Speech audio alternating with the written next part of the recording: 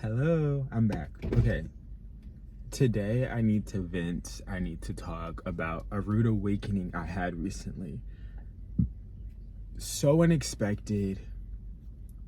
I don't know how to feel, but I'll explain. Okay, so a few weeks ago, I had a very watery eye one morning at work, and I'm like, okay, maybe I got sunscreen or like an eyelash in my eye.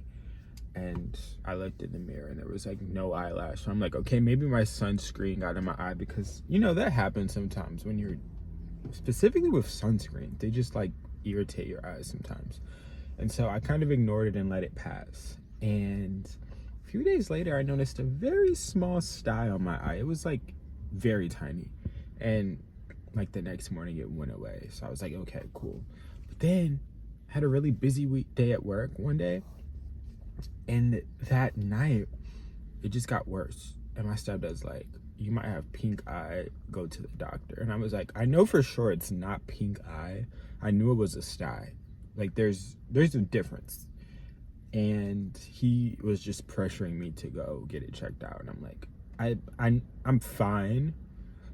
And so I go to sleep and wake up and it's worse. But like throughout that morning, it was like going down and down bit by bit. And before work, my mom was like, you should just go get it checked out. Like email your supervisor and go to patient first and just get it checked out. And so I go to patient first and the doctor looks at it. He's like, yeah, it looks like a sty's forming. So I'm going to give you this, I guess like a cream. It was a cream to keep it sterile. And the cream was like $8. I'm like, okay, cool. And a few days later, maybe like a week later, well, I'll say that day, he told me to stay home and just like rest and not stress myself out, because stress makes things worse. So I took that day off from work, and the next day it was good. Not 100%, but by the time I got to work, it wasn't noticeable at all. Because over time, it had been going down bit by bit. And I'll insert pictures. And so maybe like a week later, I get a text from patient first, right? And it says, basically, you got a $200 bill coming on this date. It actually comes out today. And so I was like, what? $200? I have insurance. Why is it that much? And earlier this week, I get a letter from my insurance company that made me upset, because I'm like, why did y'all send this? Why did y'all send me this letter? So the letter basically said, it was like a breakdown. This is how much the appointment cost. You saved like 40%. No, it was like 4%. Because it was supposed to be like 240 and ended up being 200. I don't know that percentage. I'm not good at math. I studied comms. And it was like, this is the amount we paid, and it said 0. And I'm like, why did y'all even send this? Why would you even send that saying that you paid $0? And that just kind of woke me up to how insurance isn't covering everything, and also how medical debt gets started.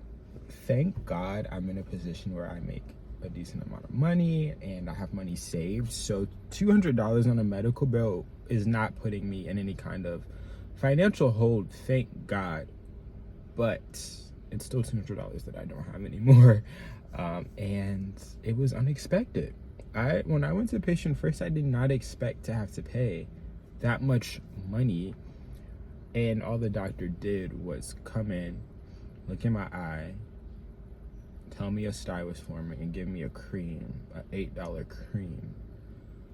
So I guess in the future, I know to do more research, but it really woke me up to how all this works, I always hear stories about people getting into medical debt, and I've always been like, but they have insurance. Like, what's the issue? And I never thought that insurance would leave you paying such a significant amount of money. And I'm imagining people who go in for surgeries and how much they probably end up having to pay out of pocket. I'm just like, wow, this is crazy. And so I know what to look out for. Another rude awakening was I made a dentist appointment a while back.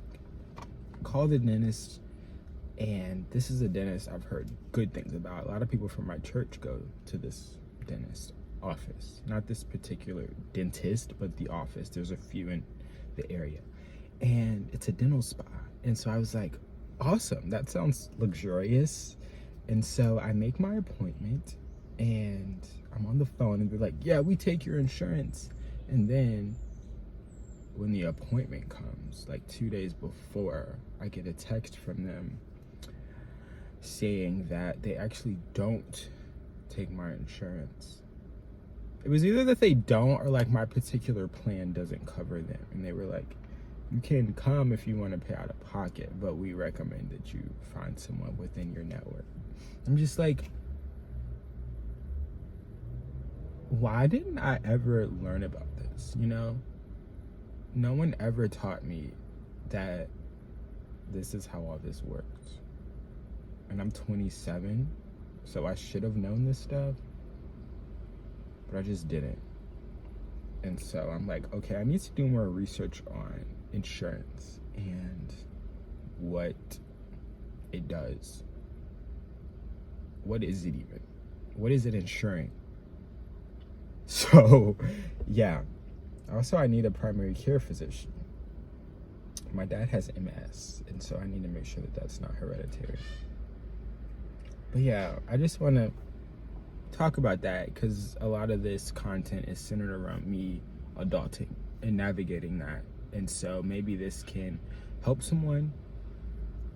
And, you know, I really want people to know to just do your research, look out, read the details of your insurance plan. You can call and maybe ask your insurance company before you go. Make an appointment, be like, hey, is this going to cost me anything out of pocket? Yeah, just be as prepared for your appointments as possible, so nothing comes as a surprise.